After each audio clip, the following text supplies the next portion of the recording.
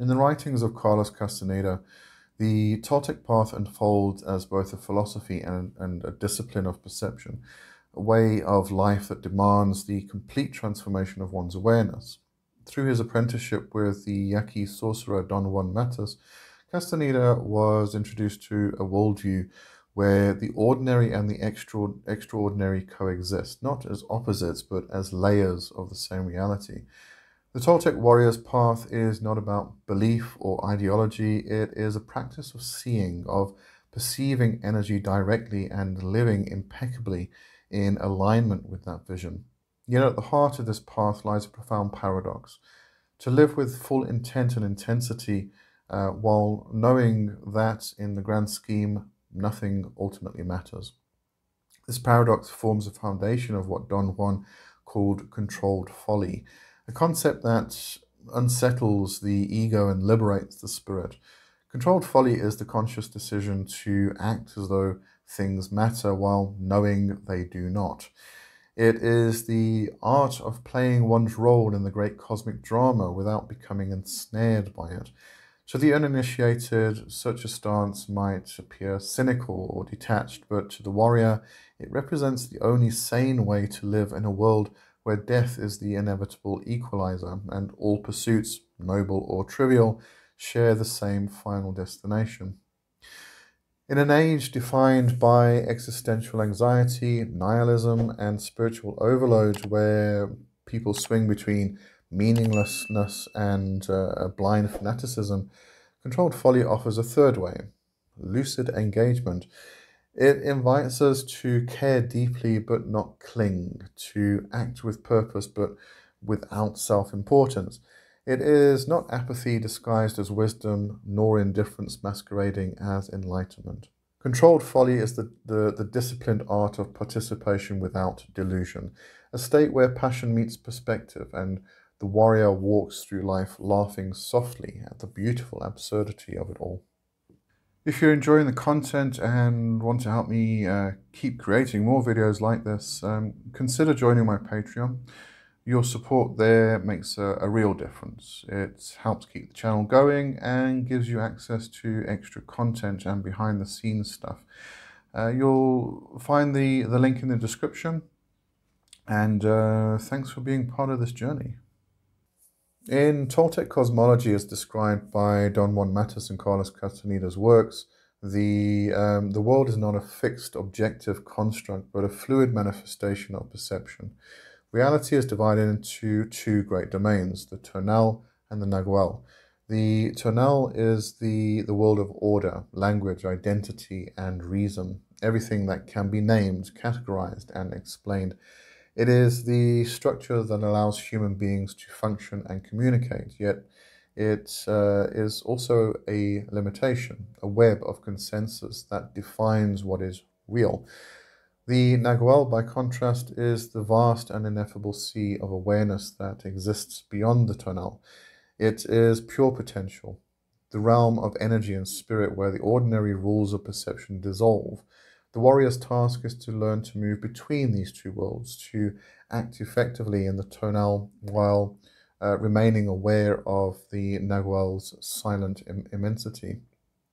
It is within this delicate balance that the teaching of Controlled Folly arises. For Don Juan, the world of the tonal is a theatre of illusions, necessary but not ultimately real. Controlled Folly becomes the strategy by which the warrior navigates this illusion without losing awareness of its impermanence. The warrior acts impeccably, performs every task with precision and heart, yet knows that all human actions are equal in the face of death. This understanding does not lead to paralysis or despair. Instead, it produces clarity, humor, and freedom. The concept first appears in Journey to Ishtland, after Castaneda has already been guided through earlier disciplines such as erasing personal history and losing self-importance. These teachings dismantle the rigid structure of the self and its attachments, clearing the ground for Controlled Folly to emerge. Only once the warrior ceases to take themselves too seriously can they act without being bound by their actions. Controlled Folly then represents a stage of mastery, a state where the warrior sees that all human pursuits are ultimately illusory, yet continues to engage them consciously as deliberate acts of power. The world remains a dream, but the warrior becomes a lucid dreamer, shaping that dream with awareness, intent, and laughter. At the heart of controlled folly lies a riddle that unravels the ordinary logic of human meaning. If nothing matters, why act at all? This is the philosophical abyss into which Don Juan leads Castaneda, and by extension, the reader. When the warrior comes to see that death is the common destiny of all beings, the illusion of significance collapses. Every triumph, failure, and ambition dissolves in the awareness of impermanence. Yet, paradoxically, this realization does not result in despair. It becomes the very foundation of freedom. If nothing truly matters, then everything becomes possible. The folly is in pretending, in acting as if the world of people and purposes is real, while knowing it is a grand performance. Don Juan taught that all human actions are equal because they are the acts of beings destined to die. From the eagle's vantage, being the cosmic force that consumes the awareness of all living things, there is no hierarchy between saving a life and sweeping a floor. Yet the warrior does not use this insight to retreat from the world. They still act, speak, love, and strive, but they do so with detachment, free from the just desperate need for results or recognition. It is controlled because it is conscious. The ordinary person wastes energy in pointless emotion and self-importance, reacting blindly to circumstance. The warrior, however, directs their energy with precision, investing it where it serves their path. Controlled folly becomes a discipline of intent, the mastery of choosing where and how to engage without the illusion of permanence. This paradox echoes existentialist thought, particularly Albert Camus's vision of the absurd hero. Camus's Sisyphus, endlessly rolling his stone up the hill, finds meaning not in the outcome but in the act itself, in the rebellion of choosing to live fully in the face of meaninglessness. The Toltec warrior is a spiritual counterpart to this hero, aware that life is absurd, yet laughing and acting impeccably within it. Unlike forms of spiritual detachment that promote passivity or indifference, controlled folly is a kind of engaged non-attachment. It is lucid play, a way of living intensely, joyfully, and deliberately while holding the awareness that it is all a fleeting dream. The warrior dances in the ruins, not because they are blind to death, but because they have befriended it. The life of the Toltec warrior is built upon the principle of impeccable action, the art of doing everything with full awareness, precision, and intent. Nothing is half-hearted, nothing careless. Whether speaking a word, moving a hand, or facing death, the warrior acts as if each gesture were their last. This is not a life of grim discipline, but one of luminous engagement. Through such impeccable action, the warrior aligns with power, the unseen current of awareness that flows through all things. Yet, without controlled folly, even the impeccable could become rigid or despairing. Controlled folly provides the balance, the humor, and the grace that allows the warrior to walk through the dream of the world without drowning in its illusions. Controlled folly prevents both cynicism and nihilism. It enables the warrior to participate joyfully in the play of life, to take part in human affairs, love, work, and struggle, all the while knowing it is a passing theatre. It is a form of sacred make-believe, not as delusion, but as conscious participation in the cosmic game. The warrior does not withdraw, they engage with vigor, but without being consumed by the outcomes. 3 pillars uphold this practice. The first is impeccability, acting with total intent and care, regardless of success or failure. It is not perfectionism, but presence, doing what must be done because it is one's path to do so. The second is non-attachment, the refusal to measure one's worth or peace by results. The warrior releases each act into the world like an arrow loosed from a bow, knowing it has already fulfilled its purpose by being true. The third is awareness of death, the ultimate leveler. Remembering that every being shares the same fate erases the illusion of hierarchy and self-importance. Death is not a source of fear, but of clarity. It teaches the warrior that or what truly deserves their energy. Don Juan often emphasized laughter as essential to this path, the laughter of those who see through the cosmic joke and still play their part with heart. The warrior's humor is not mockery but reverence, the joy of seeing through the veil without bitterness. They do not seek to win in the ordinary sense. Their aim is balance, alignment, and freedom. In the end, controlled folly allows the warrior to live fiercely, act impeccably, and die laughing, having never taken the dream too seriously, yet having given it everything. Controlled folly becomes truly possible only after the warrior learns to see. In Castaneda's Toltec framework, seeing is not physical sight but a shift in perception, from ordinary interpretation to direct awareness of energy and impermanence. The world that most people take for granted as solid and objective is, in truth, a construct of agreements and habits of perception. When that veil lifts, reality reveals itself as a dynamic field of awareness, ever-changing and luminous. This is the vision of the seer, one who perceives human beings not as fixed personalities, but as radiant cocoons of light, each a flicker in the vast flow of consciousness. Once this vision dawns, the ordinary dramas of human life appear both absurd and beautiful. To the seer, our endless striving for validation, power, or permanence becomes almost comical, yet not without poignancy. Don Juan referred to this as the great dream, a shared hallucination woven by collective attention. The warrior, having seen through it, does not reject it but learns to move within the lucidity, aware that participation does not require belief. The world, after all, is created through perception. Every act of attention shapes what is real. Thus, controlled folly becomes the conscious artistry of shaping one's perception and energy within the dream, knowing it is a dream. This insight resonates with modern psychology and quantum theory alike. Psychology teaches that our minds filter and construct experience. What we perceive is less the world itself and more the map we've drawn of it.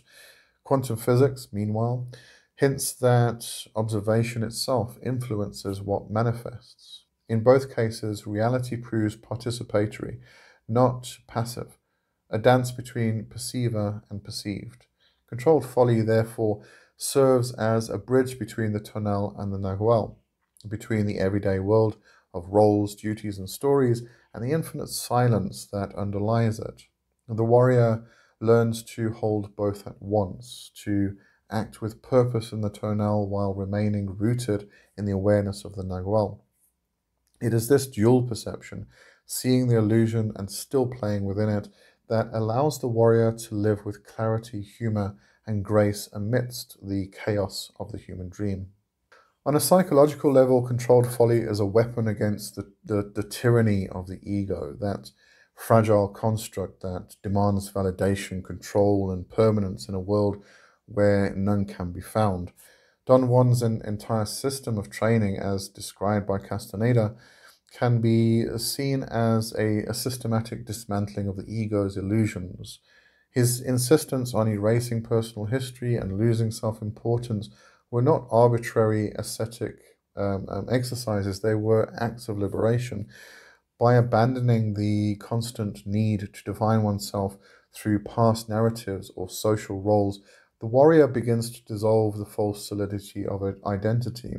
Without that anchor of self-importance, the ego loses its grip, and the warrior becomes free to act without the compulsions of pride, fear, or vanity. The ego resists absurdity because it thrives on meaning, hierarchy, and control. To accept the world as found fundamentally absurd, a cosmic joke in which all actions are equal before death, is to shatter the ego's pretense of significance. The ordinary person defends their story, the warrior laughs at it. This is not self-negation, but transformation. The ego is not destroyed, but repositioned as a servant to awareness rather than its master. In this way, controlled folly parallels Jung's concept of individuation, the process of consciously engaging with the archetypal forces and roles that shape us without mistaking them for the whole self. Just as Jung's individuated person can embody the trickster, the sage, or the lover without being possessed by them, the Toltec warrior can move fluidly through identities, using each as a tool rather than a prism. The warrior becomes a conscious actor in the great theatre of existence, aware that every mask is both real and unreal, a necessary but temporary interface through which awareness experiences itself. When identity is held lightly, life becomes play. This is not frivolity, but psychological freedom, the ability to inhabit one's roles fully, yet step out of them at will. Controlled folly thus transforms existence into an act of sacred theatre, where each gesture, word, and encounter is performed with intensity and care, yet without the chains of self-importance. The warrior plays their part beautifully, knowing it is only a role, and that is the essence of true freedom. In our present age of noise, where outrage is currency and identity is performance, the wisdom of controlled folly feels almost revolutionary. The digital world has amplified the tonal to deafening volume, endless narratives, causes, and conflicts competing for attention and allegiance. People act with ferocity but without awareness, taking every disagreement as a personal attack and every opinion as a battlefield. Ideological tribes demand absolute belief, and nuance is treated as betrayal. In such an environment, detachment is mistaken for apathy and passion for virtue, leaving little room for the calm clarity of the warrior's gaze. Controlled folly offers an alternative. It is the art of engaged presence, caring deeply about what you do, but not being owned by it. In practice, this means speaking truth without the hunger to convert others, creating with passion but not clinging to praise or outcome, and standing for justice without becoming fueled by hatred. It is activism without fanaticism, spirituality without delusion, and expression without ego. Through controlled folly, one can participate fully in the world's theatre while remembering it is still a play, and that laughter is sometimes the highest form of wisdom. This discipline restores what our digital and spiritual cultures both sorely lack: humor, compassion, and perspective. Without these, intensity curdles into self-importance. The warrior's laughter cuts through that, not mockery, but the laughter of one who sees clearly. The modern world worships certainty. Controlled folly teaches humility. It invites us to act with conviction, yet hold our beliefs lightly, to see through illusion without becoming cynical. Unlike apathy or nihilism, controlled folly is a living antidote to both. It neither denies meaning nor clings to it. Instead, it creates meaning consciously, moment by moment. For modern practitioners, mystics, artists, techno-mystics, and activists alike, this principle offers a way to navigate chaos without losing inner clarity. It teaches us to act impeccably in an imperfect world, to engage fiercely without hate, and to laugh in the face of the absurd.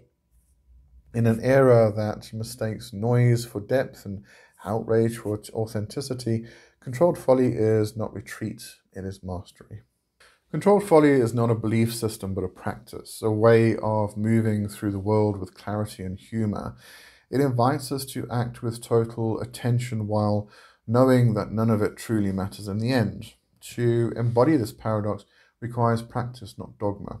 The following exercises, inspired by Castaneda's teachings, help to cultivate that stance of lucid engagement. So first, observe your roles. Throughout your day, notice each mask you put on: teacher, parent, critic, mystic, rebel. Each role is a costume tailored by circumstance. Recognize that these identities are chosen performances rather than absolute truths. When you realize you can step in and out of them, you begin to see the actor behind the mask. Next, act impeccably in trivial things. Take something utterly mundane, washing a dish, answering an email, folding a shirt, and perform it as if it were a sacred act. Give it full attention, complete presence. When it's done, release all attachment to the outcome. This balance of precision and detachment trains awareness to act without grasping. Then laugh at your seriousness. When irritation, anxiety, or righteous outrage grips you, pause and ask, how funny that I, a being destined for dust, take this so seriously. The absurdity of existence becomes medicine. Humor softens the ego's rigidity and restores perspective. Next, meditate on death. Sit quietly and remember that every drama, triumph, and heartbreak will vanish. Let that awareness refine your attention, not numb it. The proximity of death transforms each act into something vivid, deliberate, and beautiful. And lastly, engage the world as play. Treat life as art. Approach your work, relationships, and spiritual practice as performances, creative expressions of awareness. You are both actor and witness, sculpting meaning from impermanence. Through such practice, controlled folly becomes a discipline of liberation, acting with full heart, knowing all is dust, and finding joy precisely because of it. Controlled folly is a bridge, a method for walking between the worlds of meaning and meaninglessness without falling into either. When the practice matures, it dissolves naturally into silence. This is not the silence of absence, but of presence, so complete that even pretending becomes unnecessary. The warrior no longer performs awareness, awareness simply is. In this stillness, the distinction between folly and truth fades. Both are seen as movements of the same current, different masks of the same ineffable force. The warrior acts, speaks, and lives, but without the internal commentary that demands justification or reward. There is no longer an actor and a stage, only the flow of being, immediate and uncontrived. This is the realm of the Nahual, the unbounded, silent side of existence that cannot be named or grasped. It is not reached by withdrawal or denial, but through total immersion in life, stripped of self-importance.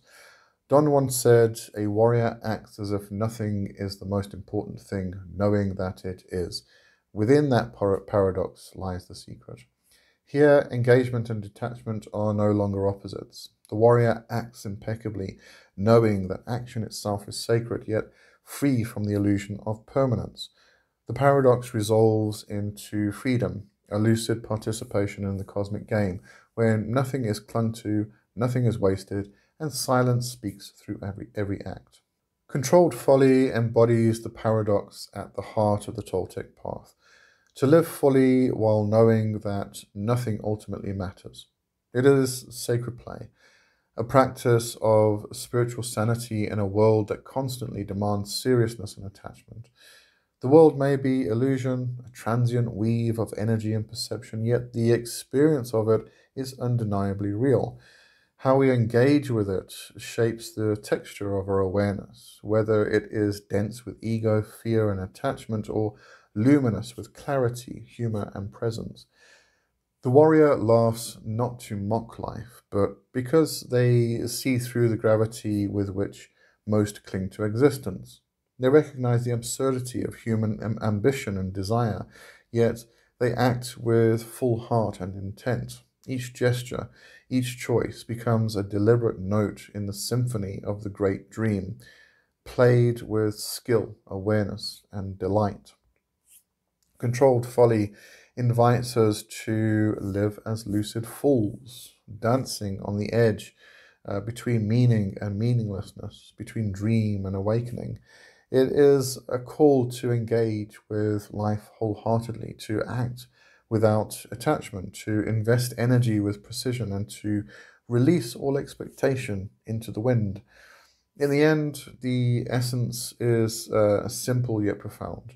To act with total intent, to care with all your being, and yet to release it all into the wind. That is controlled folly. It is a discipline of freedom, a practice of joy, and a path toward seeing life in its full paradoxical splendor.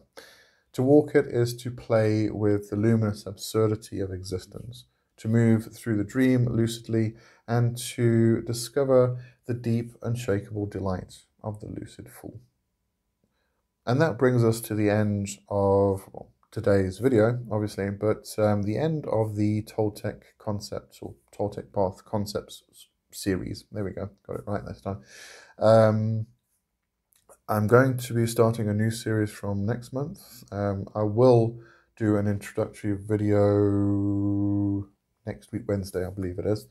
It's called The Living Current. So just watch out for that. I just want to double check. Yes, it is the next week, Wednesday, I'll be doing that. It will be a 12-part series, and therefore once a month it will last a year.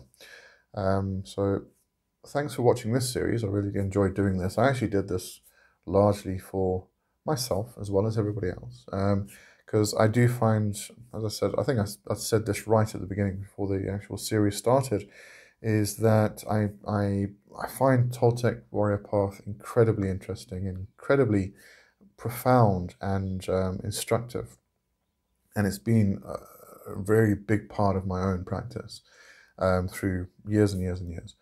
And there are a lot of concepts within Toltec path that are similar to other paths, just using different terminology and explain slightly different. So once you start to understand them, you start to understand all of the other concepts within all of the other traditions and paths. And that's why I wanted to do this series, to kind of explain these concepts and what they actually mean. And you'll probably see all the bridges that start to pop up between all the different traditions.